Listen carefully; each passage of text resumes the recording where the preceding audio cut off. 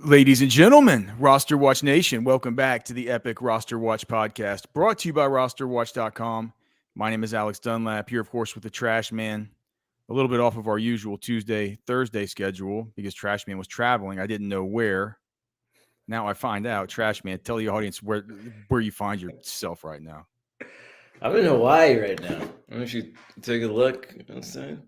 Oh my God, it looks beautiful. Jungle. For anybody listening on the podcast feed, Trashman just turned around his laptop and showed what looks like a very, very luscious set of greenery outside Some the window. Verdant vegetation. How close are you to the ocean? 10 minutes walk. And so you're there with some woman who's paid for everything, and you got a flight, and you got a flight and a free flight voucher from a friend on Alaska Airlines, correct? More or less so.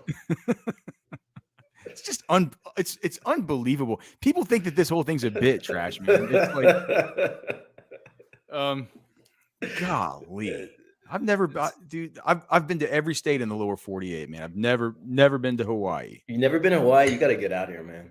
Well, I don't have friends sending me flight vouchers and wouldn't want to pay for my stay. Okay. Well, let's get into it. We're gonna talk about today. Continue with our series on the NFL drafts, fantasy fallout, and the impact by division. Today we'll have our third out of four. We'll go with the NFC South and the NFC East. So I guess do you want to start with the South, Trash Man? Yeah, let's start with Atlanta. Okay, so Atlanta, they go. Of course, they went with Bijan Robinson there with the number 8 pick overall out of Texas. You've heard us talk about Bijan ad nauseum. Just a terrific player, and I don't think it's the worst landing spot. There are some concerns that I do have after doing a little bit of reading and research for this podcast earlier today that we can talk about. After that, I really like that they took Matthew Bergeron, the kid number 78 at the Senior Bowl. Do you remember him? He, like the kid from Syracuse, his whole family was there, just walking around wearing his jerseys to all the offensive line drills.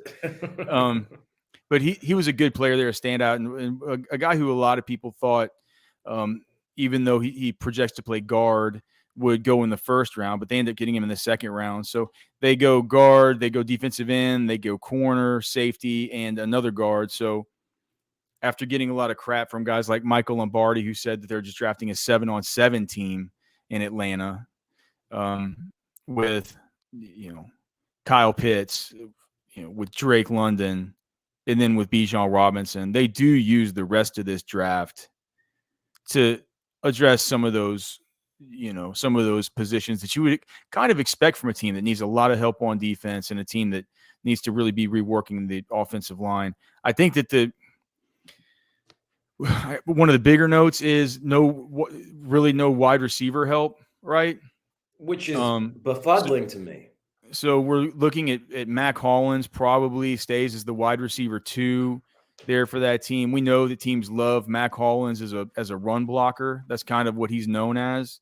So that would sort of fit the mold of what Arthur Smith has wanted to do.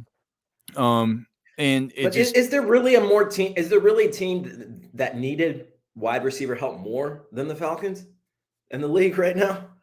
There is. Kind of blows my mind. There is one. You can name the one that does, can't you? The Titans. I was going to say Tennessee, yeah. But honestly, it's like both those guys have Drake London. One has Drake London, one has Treylon Burks. And not much else. Not much else behind those two 2022 rookies.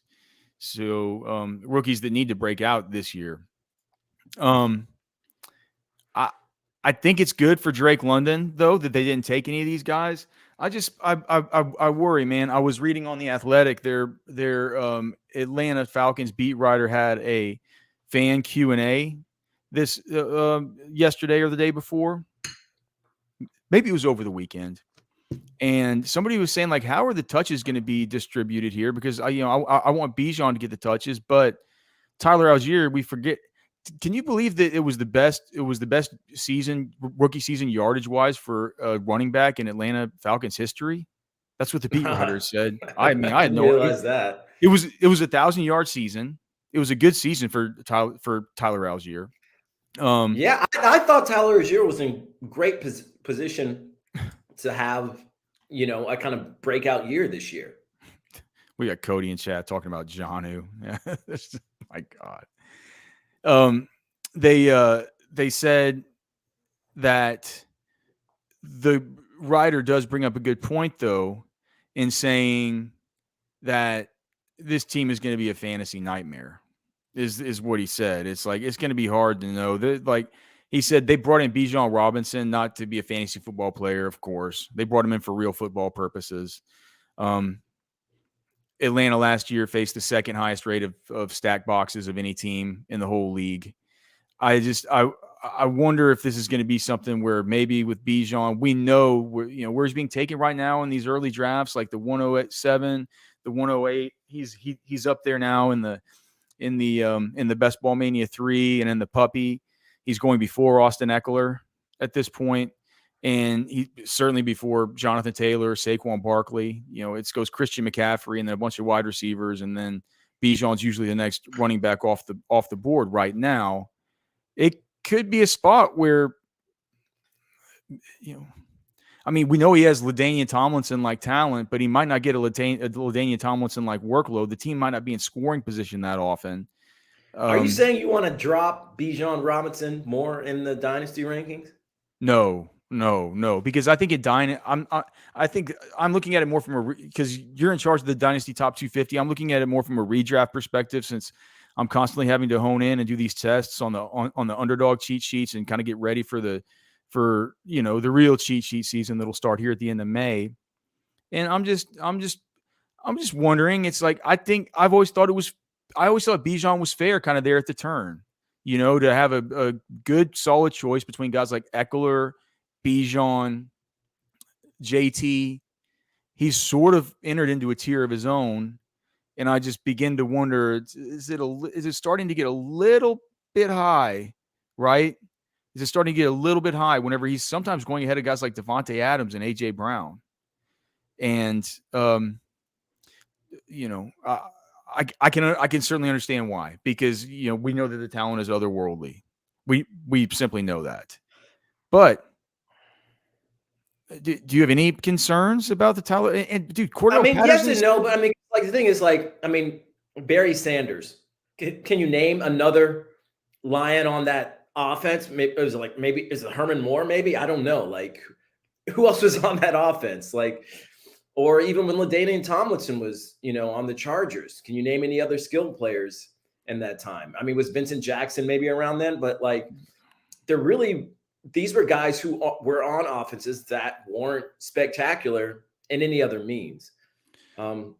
So I feel like if he's a truly transcendent player, like we think he is, he should be able to produce. Well, yeah, right. Like we know he is.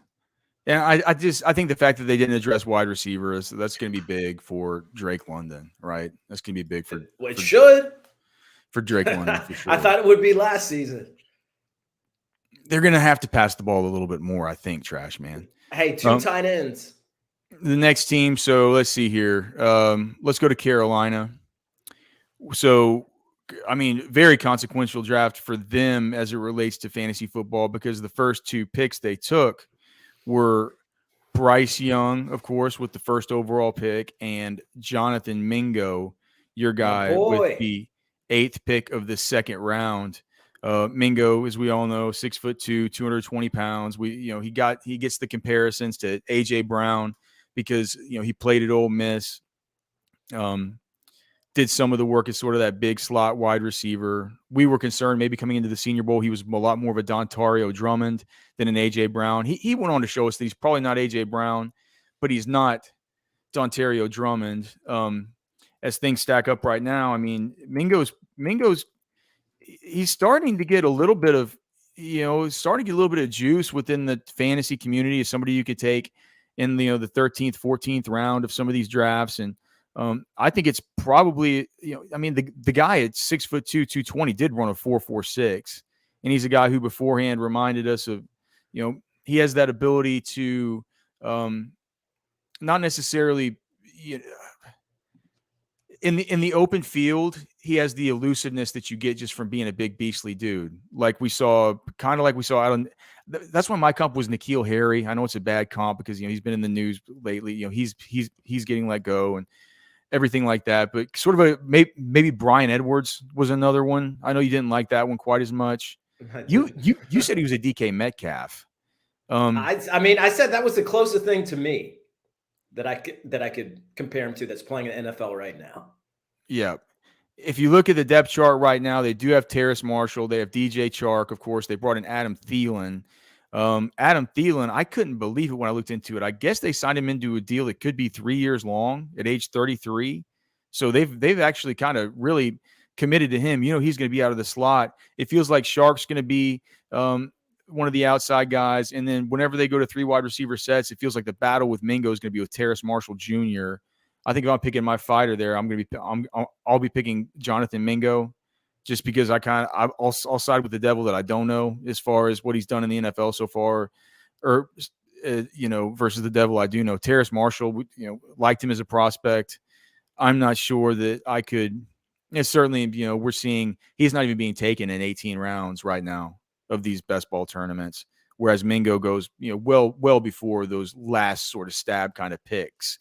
So does that fall in line with what you think? And then how do you think that Bryce Young, with the work that you've done on him, they've done good things with that offensive line, right? They have done things to fix that defense there in Carolina.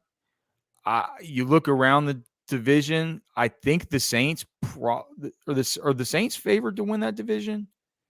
I think they were last time I saw, but I think Carolina's probably. It would be a slight advantage. Carolina, yeah, this is a wide open bad division.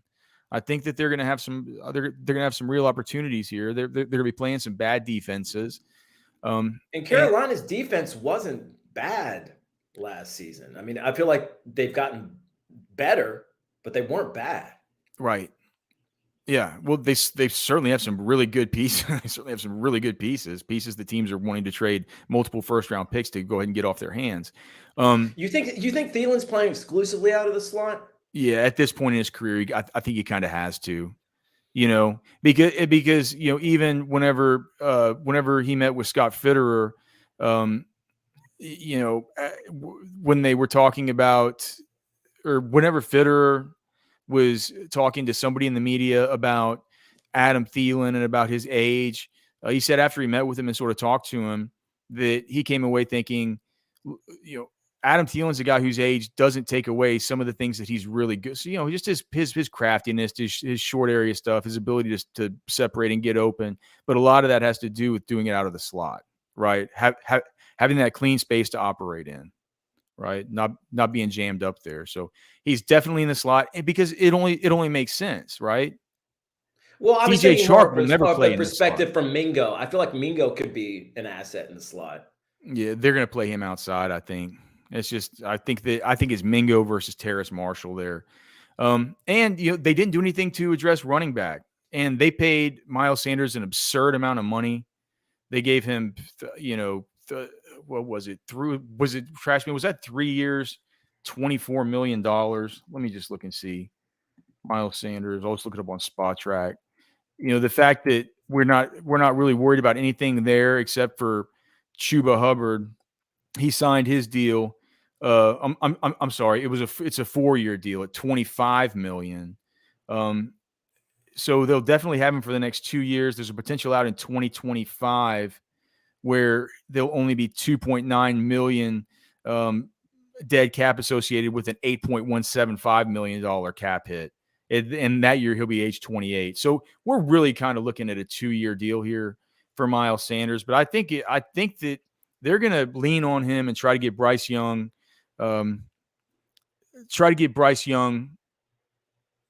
acclimated with a good, solid running game as somebody who we can depend on. And we know from college. I think they'll get Sanders involved heavily in the passing game too. That Bryce Young does that. Right. Bryce Young, I mean, just if you watch your Jahmyr Gibbs stuff, you saw that that's something that he'll do. He's undersized. He can avoid pressure. Right. It makes sense. Dump it off. And so I think Miles Sanders, it feels like he's dropping right now. And when you look at when I'm looking at the best ball cheat sheet, which, by the way, you can go download right now with a pro membership at rosterwatch.com.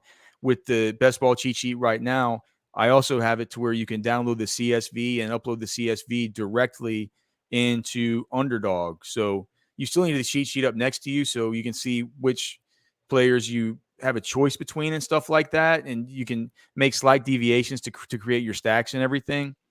But as I'm in there, I'm finding Miles Sanders sometimes is at the top of my queue with where the ADP is. So I think we're going to be getting a good bit of him. I wondered, and have I asked you before this? Because I keep would you rather have Miles Sanders or J.K. Dobbins? I think I've asked you that. Those are the two guys, man. Their ADPs are so similar. I think you said you'd rather have Dobbins, and we talked about. I think initially I said I'd rather have Dobbins. I'm warming up to the idea of Sanders. Especially with the passing game. Yep. All right. So the next one was NFC South. So the next one would be the Saints, right? So New Orleans. We know what they did with their 3rd round pick, and that's they went with Kendre Miller out of TCU, one of our favorites, a guy who we've been on the whole time. Outside of that, they also did take Jake Haener out of Fresno State, which a pick I just did not understand. I didn't like Haener much at all. They also. What do you mean you don't understand? They traded for Derek Carr. Yeah, I mean, Derek Carr is going to be kind of good for the Saints, man. Like he's going to be good. He's going to be good for Olave. I mean, I think they're both mid quarterbacks. So they took A.T. Perry out of Wake Forest, who Byron really liked coming out this last year.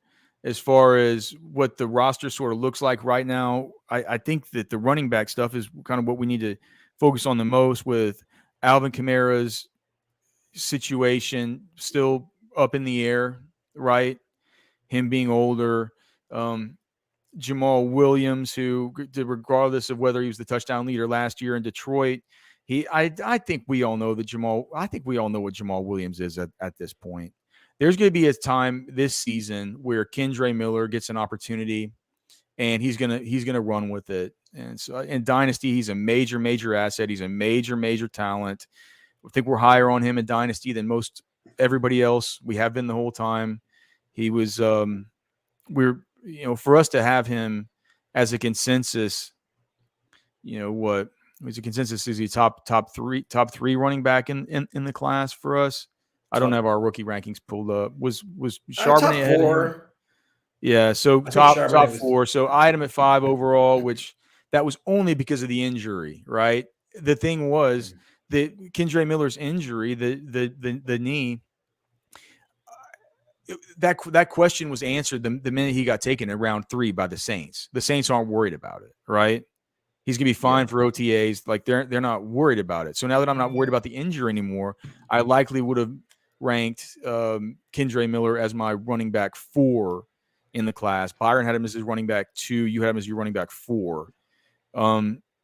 So overall, it's like whenever you look at the grand scheme of things, he needs to be the 3rd or 4th, 3rd, maybe the 4th running back off the board in your dynasty rookie drafts, and that's just depending on how you feel about how Devon Achane can hold up and how long he can hold up there in Miami, and that and what's a really good fit for him that we've talked about before. Other than that, I'm not really sure. I mean, does A.T. Perry worry you at all about Chris Olave, or does this main worries with you just kind of lay with Michael Thomas is coming back? They have there are other things to if you're predisposed to worrying about this stuff. I mean, I'd be more worried about Michael Thomas and Rashid Shaheed, players like that. Juwan Johnson coming back, getting a decent deal. What do you think? A.T. Perry, any fantasy viability for him, or just like 5th round or rookie draft type of fodder? I mean, I do like his height. He's a 6'3", almost 200 pounds. I think he's fine, but there's a lot of these guys. I mean, I like Grant Dubose. He could be a red zone asset. He could be a red zone asset for sure. I mean, dude, he's there to try and take on guys like Traquan Smith and render them useless. I didn't realize that Brian Edwards is currently on this roster. That's interesting. Golly, how the mighty have fallen. They still have guys like Keith Kirkwood running around here. They did get some. They brought in some free agents. They brought in some 2023 free agents as well. So they're gonna be cycling through these guys: Malik Flowers, Shaquan Davis, and Cy Barnett. The three others that they brought in. A.T. Perry, the only wide receiver that they drafted, though. Yeah. I mean, it'll be interesting. Well, I think the tight end situation is a little more interesting to me now that Foster Moreau has been brought in. I think just because of his connection with Foster Moreau. But aren't you the one that always says Foster Moreau? No, I think he's garbage, but they give him a pretty decent deal, it seems like. And his connection with Derek Carr, maybe it was something that Derek Carr requested. Is kind of what their connection was shitty. I mean, to me, it doesn't make any other sense, than Derek Carr probably suggested they bring him in, because otherwise, I'm brought him back in because he's from Louisiana. I'm befuddled by this. Yeah, I don't know either. Man. I don't know either. Taysom Hill is going to swindle them all somehow. Taysom Hill in his age 33 season. Yeah. Forget how old he is. Yeah, well, dude, he went to BY. Didn't he go off on a mission trip and all this stuff before he had to get he was old in college. $8 million guaranteed for Moreau. That seems like for how many? For not for a year. It's got to be a 2-year deal. It's a 3-year contract. 3 year, okay. I was gonna say he's not getting $8 million a year. Okay, but $8 million of that is guaranteed. Okay, let's go to Tampa Bay. So I actually loved their first 2 picks in this draft. Kalijah Kancey out of Pittsburgh, and then just my guy, dude, our guy, Cody Mock out of North Dakota State with the big missing 2 front teeth on his grill from the Senior Bowl. Just an epic Viking of a man. This is where I thought Charbonnet should have gone, but this is where we hoped that there were a lot of backs that could go, and I think that what that did was, we're seeing now that the Rachaad White hype is begun to sort of start. They did. Can't believe how I'd forgotten that they brought in Chase Edmonds. So Chase Edmonds is there. Right. But here's the thing: he's a largely forgettable guy to me anyway. I'm just out on at this point. I'm out on Chase Edmonds. Well, it just seems to me like what they would bring him in for is what Rachaad White actually excels at. So, yeah, and you know what they asked Rachaad White, whether I was reading on Pewter Report earlier. They had an interview with him from before the NFL draft, because there was all the speculation the Bucs might want to take Bijan Robinson, and they were asking what if Bijan comes here, and he's like, I don't care, I'm here to compete, blah blah, like all this stuff like that. Afterwards, they said well, now do you feel like you're the RB1, for this team? And Rachaad White just said, RB1, RB2, it's it doesn't matter to me. I'm here to compete. I'm here to make the team better. He just gave a bunch of this talk. But from the actions of the team, it feels like Rachaad White's is kind of the RB1. The one thing is, I think that behind the scenes, what people care about there is there's a worry in that front office about his fumbling. He had too many fumbles last year. He lost 3. That's something that I hadn't really thought much about, but it just seemed like, man, everything you read, everything you hear about it, when the sort of the insiders around Tampa Bay talking about him, they say he really needs to work on his ball security.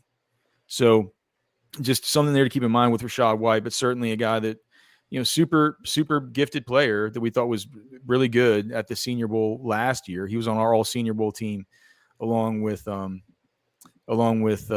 Damian Pierce. Both those guys impressed us similarly, and it looks like Rachaad White, who's going, he's not going as high as I would think he would in some of these best ball drafts. I know that we had given Matt, Kelly, and Cody and them a lot of trouble for having Rachaad White as their 19th overall player in their dynasty rankings at the Senior Bowl, but it's looking like they were maybe a little bit ahead of the curve there. You don't feel like Sean Tucker could have some influence on that backfield, though? Oh, absolutely. He could. Yeah, he absolutely could.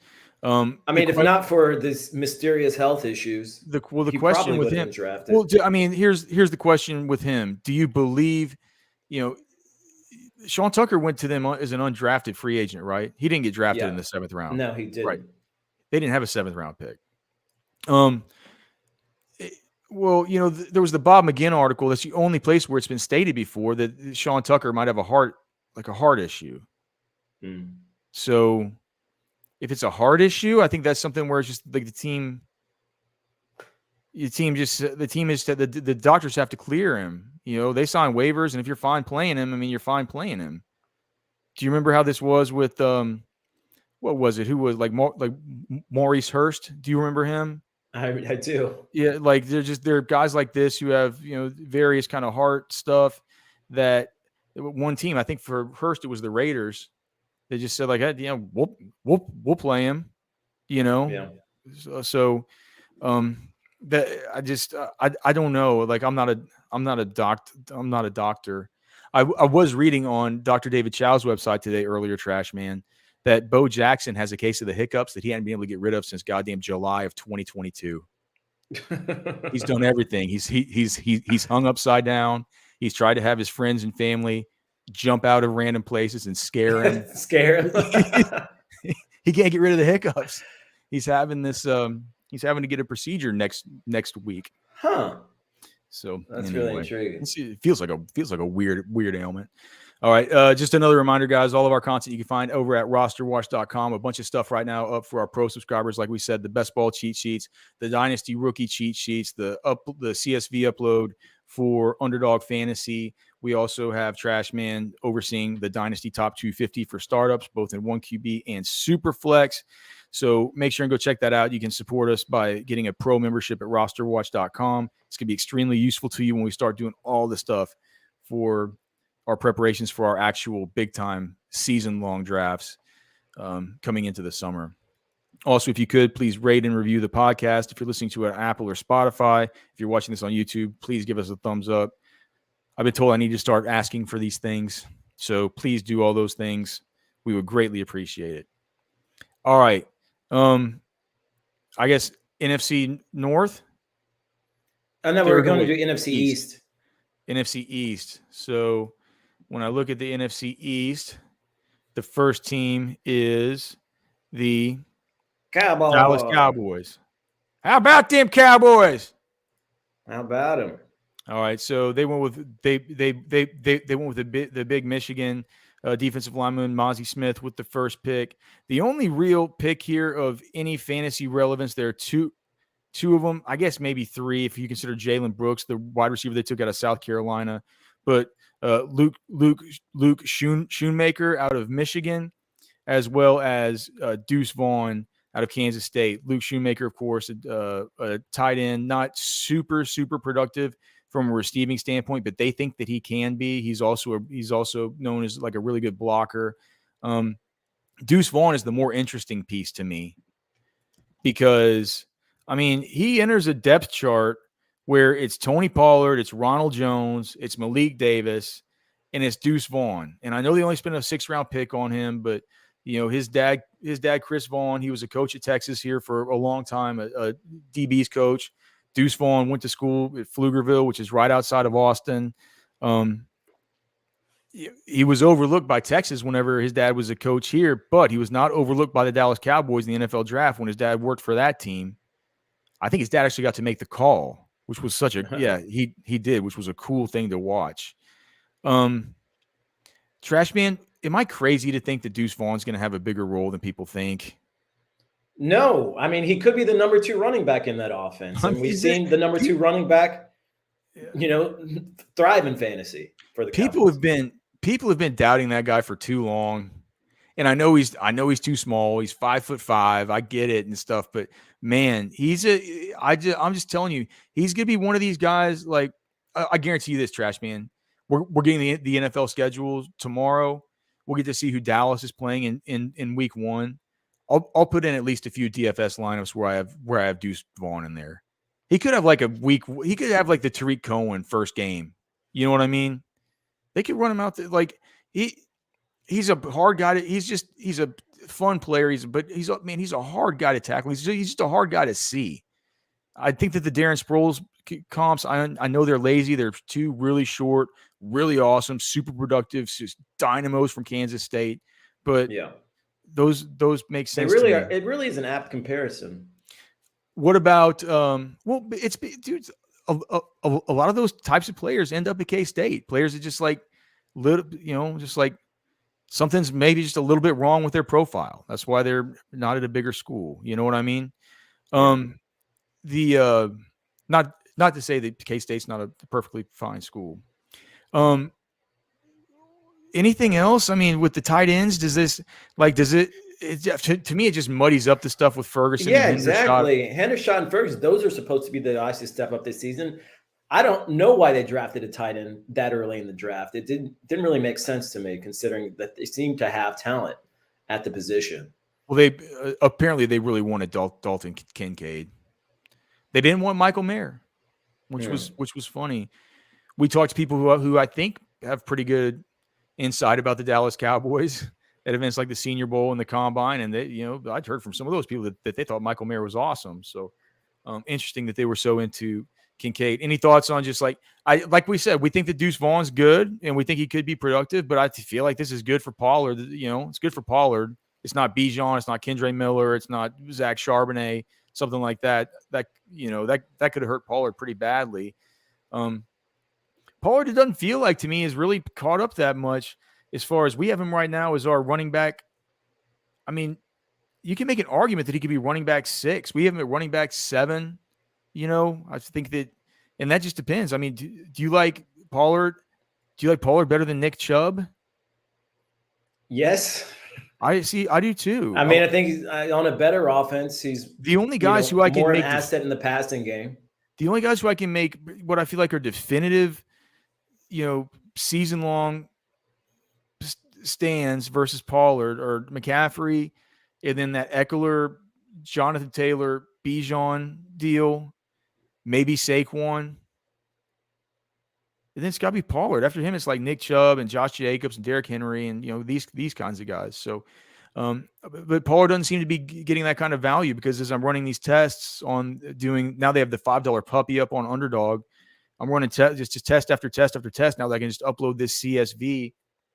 And I've been noticing we're getting a decently high exposure to Pollard there, which I like, dude. If you can get, I love that. If you can get 2 wide receivers right off the bat and start off with Pollard, are you kidding me? As your RB1, so yeah, gotta like that there. The next team in alphabetical order for the NFC East, would that be I guess it'd be the Giants? Yeah. No, it's the Eagles. I mean, well, I guess if we're talking about New York, the name of the city, yeah, New York. So the big news for them was they went with Jalen Hyatt with the 10th pick in the 3rd round, the wide receiver out of Tennessee. They also did take Eric Gray in the 5th round, who just had a miserable draft season post Senior Bowl. Of course, the running back out of OU, who was just a pass-catching maven there.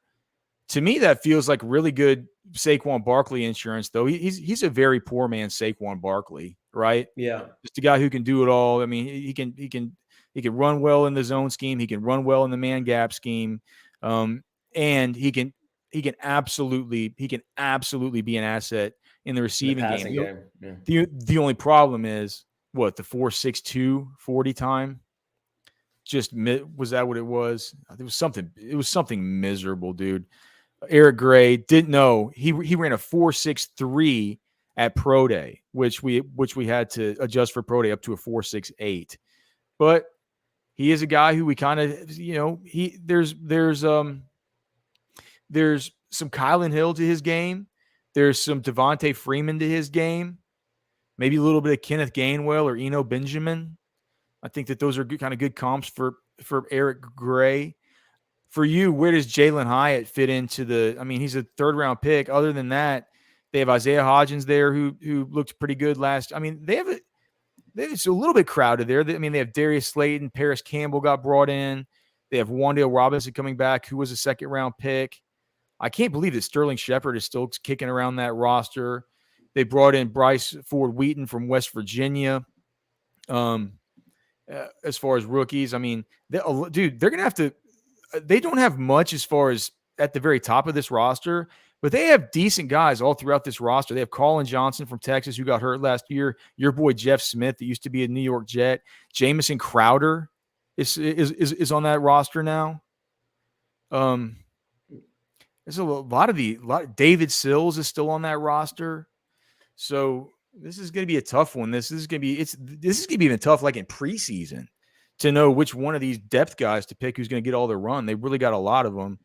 Feels like Jalen Hyatt, though.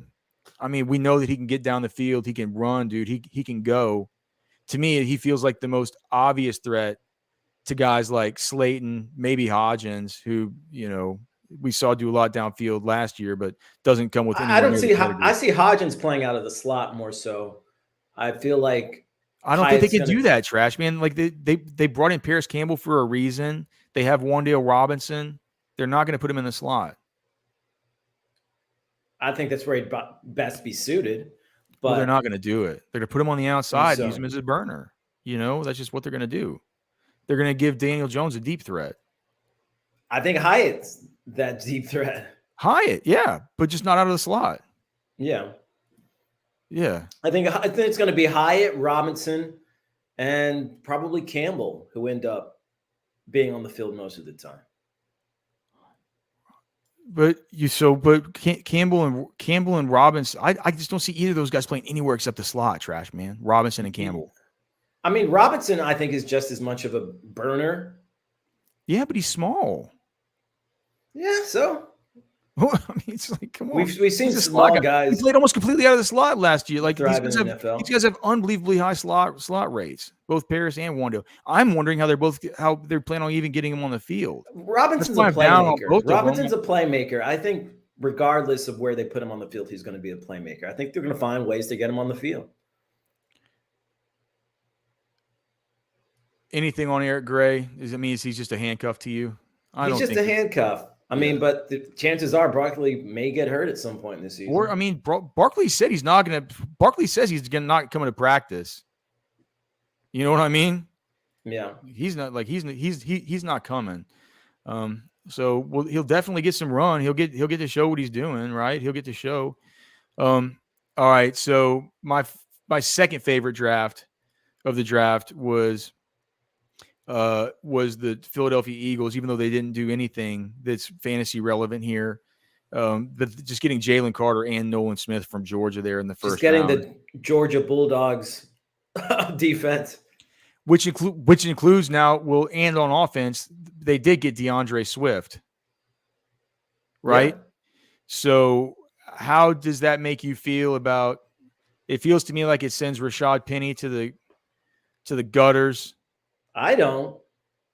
Do you just think it's going to be – do you think that the Detroit Lions sending him off so unceremoniously and just saying, man, well, we don't even want him.